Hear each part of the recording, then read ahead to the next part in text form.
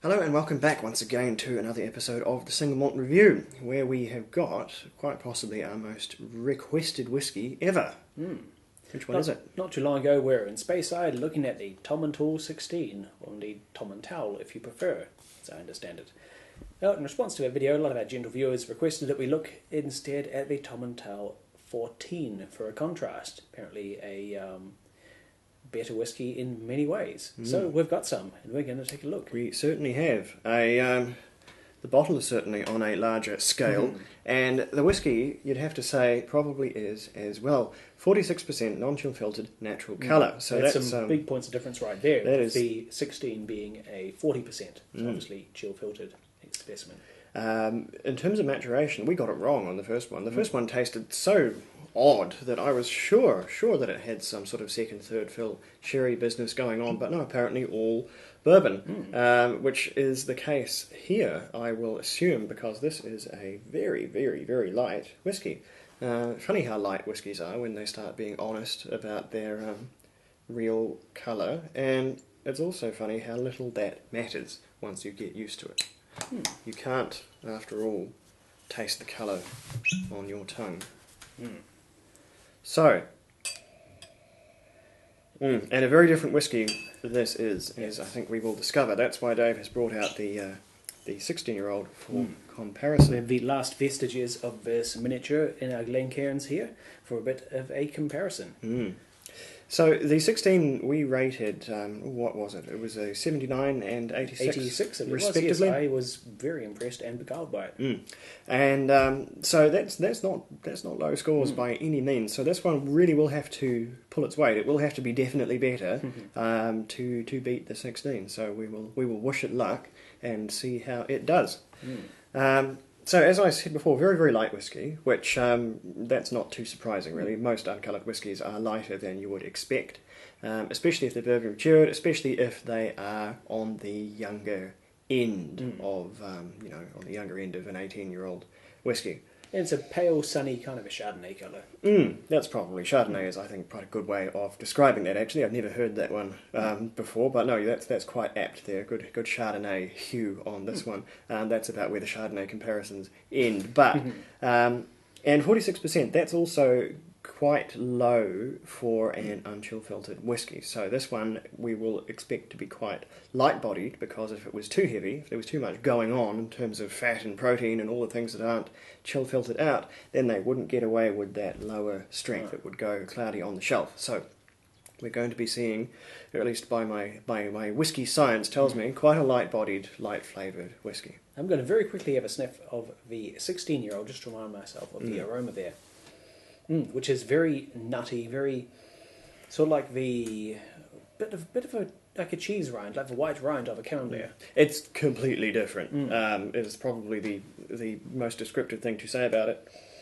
The lack of chill filtration makes it smell fresher, makes it smell less sort of waxy, less full on the nose. So it smells crisper, and it smells. There's a distinct charred wood element to it now that I revisit it. But anyway, we'll leave that for a minute there and see how this is at full strength. Oh, that is a rich, creamy, chewy toffee, or rich sherry kind of a creaminess.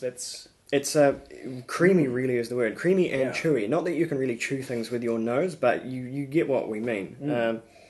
It's a very, very round, soft and it is nose. A world of difference. Do you not think these two are more or less related by just comparing the two just on the aroma alone? This is like a honey, buttery butterscotch.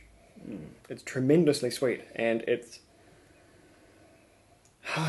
quite, not in a bad way, but it's quite narrow. Focused would be a more very rich flattering way of calling it. It's a real bourbon ensemble and not much else. It's fudge, like you said, Russian fudge particularly, sort of condensed milk, butter, honey, heaps of vanilla, and you can really, really smell the sort of oiliness, the sort of unctuous full body that you get from that lack of chill filtration. There's a little bit of fruit lurking around the edges, some pith and some peel, but it's just hiding on the fringes though. There is a little citrus there. There's a little bit of tinned citrus. If you had tinned oranges, tinned mandarins. Can't say I have, but They're more of a English thing. We have plenty of fresh ones to go around here, so our need for tinned fruit is somewhat diminished in New Zealand. But that's what it speaks of to me. But the fruit really are out on the perimeter.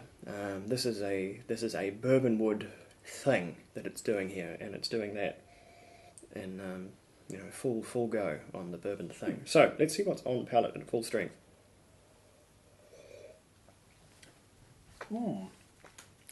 Again, first word that springs to mind is creamy.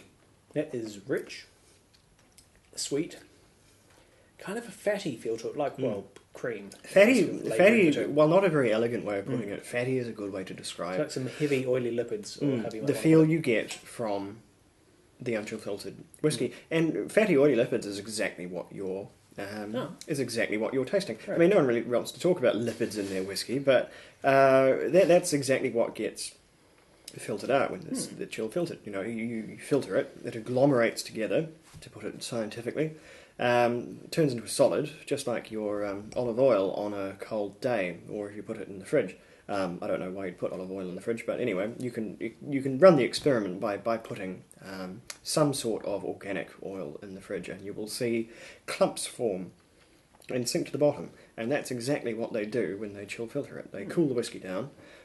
These heavier, fatty compounds come together and they form bodies, which can then be sieved out of the whiskey as it's passed through a filter. And what you get is then bereft of such things that are natural in the whiskey. And as we've discovered, particularly on the channel, not always to a particularly great effect one way or the other. It suits some whiskies more than others. As for what whiskies it suits and what whiskies it doesn't, we don't know, because so many are just automatically treated like that because of old sort of traditions. So hopefully in the future we will get more of an understanding, in addition to a lot of whiskey drinkers out there, which whiskies are good with chill filtration, which whiskies are not. All we can say at this stage is that it depends. So, how do you think it's treating this one? There's a lot of rich honey and butter flavours starting to come through, a few florals, a lot of the bourbon, vanilla and oak. I'm having a bit of trouble because I think it's turning it into an almost completely different whiskey. I think the sort of crispness and the clarity of the first one was lending it in more of a... It was almost more of a Glenfiddich, Glenlivet style of whiskey, albeit quite a weird example. The 16-year-old, if you look at the review, that was one of the quirkier whiskies we've tried. It had some very, very odd tasting notes that we discovered. This one, with this incredible round body, that's almost going somewhere completely different in a Clynelish direction. This waxiness and honey and vanilla is making me think of Clynelish.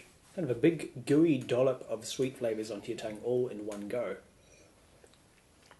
So you can 100% say that it has gained texture for the lack of chill filtration.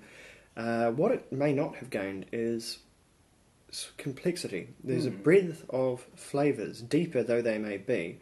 I think it's quite a narrow dram compared to the 16. I think we've seen this before. In fact, when we did the comparison of the Aberlour, it was quite a narrow whiskey compared to the standard non-chill filtered 12-year-old, the usual one. That was, in that case, we both thought that it was a slightly better whiskey. This one, without being better, I think is very, very, very different. And I think the reason for that is because this is a smaller run, because most Tomintoul is chill filtered, the casks that have been selected for this will be quite a small parcel, and it may be done in batches as well, like I thoroughly suspect the Aberlour non-chill filtered was. And so it maybe stands to reason why we're getting a slightly narrower flavour profile in here. The casks they've sectioned off for this treatment might be significantly smaller than the rest of the warehouse where they pulled their other whiskies from. Just a theory, but we're getting more supporting evidence for that. Despite that heavy and oily body, this is leaving my palate behind pretty quickly. I'm left with a kind of like it leaves me out feeling very warm and very filled, but with only a slight sort of sweet nut aftertaste. It's short finished, that's for sure. It's a very clear kind of clover honey, honeyed nuts, but not particularly interesting nuts. Not so much peanut as maybe a cashew. It's probably more along the lines there. To call it peanut would be implying more sort of savoury saltiness, which really isn't in there. But maybe something will happen, as is often the case, when we put a bit of water. I'll put a generous slug of water in just then. There goes some of that creaminess on the nose. It's opening up to more of those floral characters, a few extra fruits. A little bit of peach, maybe some nectarine. Not a big difference, but a tangible one nonetheless. It is fruitier. It is fruitier and less creamy. Whether it's better or not, I don't know. There's a bit more sort of there's a little more vapour on the nose now that I've put the water in. It smells distinctly harder edged than it used to. Hasn't really affected the palate in a similar way, but no, I don't know. I'm undecided on whether the water was a good idea. That's taken away a lot of the oily weight on the body, so I'm able to taste a lot more out of it now. It's spreading out the spectrum of colour a bit more. I can pick out each hue much more independently. Now this is an odd one. I wasn't expecting this one to be quite so transformatively different from the chill-filtered version, albeit, well, I mean, in this case, really only 2 years older, so it shouldn't be that much. Shouldn't be that much more. I will, as a point of comparison, just give the 16 a try before I score this one. Yeah, it's a curious nutty mustiness on the nose. It's mustier by the minute almost. It certainly smells like a more curious older whiskey than a 16. Oh, and it still could not be more different on the on the tongue. It tastes nuttier and mustier too. It's got a whole lot of dusty jute twine going on. For better or worse, much broader whiskey. Almost, like I said, almost as if it was pulled from a much wider selection of casks. But who really knows? This is tricky because it is so different. My parameters for scoring this, I'm having to sort of rejig because the comparison is striking, but so striking that it's not really much good for a 1-to-1 because these could be from different distilleries. It's that different. My score for the 16 was a 79, and I'm going to be a little controversial. I'm going to have to move down a little bit to a 77 for the 14-year-old Unchillfiltered. I think it's a solid whiskey, but it is just a little too simple for me. It's a really good example of an Unchillfiltered whiskey, that warmth, that roundness, that sort of buttery, oily mouth coating quality. There's just not a lot of intrigue in there for me. And in this case, maybe it's even working against it because such a simplistic whiskey sometimes benefits from the chill filtration because now it's lost some of the freshness that it might have had, some of the moorish qualities that we might have seen from a chill filtered version. Because as interesting and as full-bodied as unchill filtered whiskies are, they're not quite as easy to drink as the chill filtered versions. So yeah, 77 from me, which may be controversial. We'll have to see. What do you think? Well, the intrigue you mentioned from a 16-year-old. I agree with that, and that was its big standout selling point. And there is a little of that gone from the Tomintoul 14. So I'll also be lowering my score slightly, but it still rates an 80 for me. It's a lovely bourbon whiskey. It has a huge heft, the rich body, the oils, the syrupy weight of it. It corresponds nicely with those heavy, sweet, sugary, creamy characters and the relatively subtle fruits. So yeah, it's an 80 points for me. Very, very nice, but not quite as unique and challenging to the senses as the 16-year-old was. Still good though. So that's a surprise to me, especially. I thought this was going to be, I thought we'd be over the moon on this one. I thought we'd rate it higher, certainly. So that when I scandalise even myself with this one, but we have a consensus. We don't enjoy this one as much. So what I do enjoy though is the fact that they are so wildly different. Certainly, it's a same distillery, very similar casks for maturation, a 2-year difference in age, but a world of difference in what the end product is like, and that in itself is fascinating and has been worth the effort. Yeah, of it is certainly a whiskey transformed. Sort of maybe slightly outrageous scores.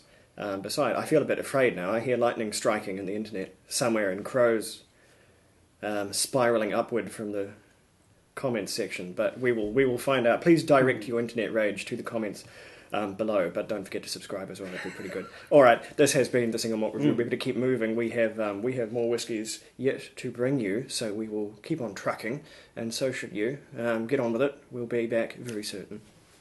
Sludger.